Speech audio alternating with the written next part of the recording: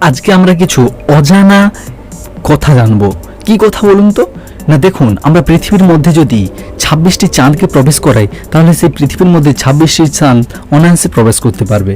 এবং নেপচুনের মধ্যে 30টি পৃথিবীকে প্রবেশ করাই, তাহলে অনায়াসে 30টি পৃথিবী ওই নেপচুনের মধ্যে প্রবেশ করতেই পারবে।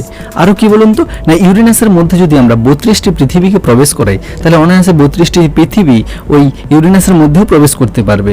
এবার চলুন, শনির মধ্যে যদি আমরা পৃথিবী প্রবেশ করাই, কতগুলো লাগবে জানেন? 470টি, প্রায় 470টি পৃথিবী এই শনির মধ্যে প্রবেশ করতে পারবে। এবার হচ্ছে মজাদার কিছু কিছু কথা, যে বৃহস্পতি, কুলীন গ্রহগুলি রয়েছে তার মধ্যে সবথেকে বড় বৃহস্পতি। এই বৃহস্পতির মধ্যে প্রায় 820খানা পৃথিবীকে প্রবেশ করানো সম্ভব। এরপর হচ্ছে মজার কথাটা, যেটা সব থেকে বড়। দেখুন, আমরা এই যে পৃথিবীতে আছি, এই পৃথিবী তো আমরা জুপিটারের মধ্যে অর্থাৎ বৃহস্পতির মধ্যে 820টা প্রবেশ করালাম।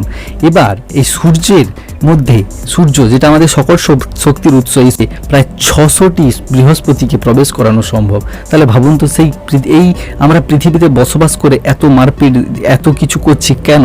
সেখানে একবার ভেবে দেখুন তো, আমাদের স্থানটা কোথায়?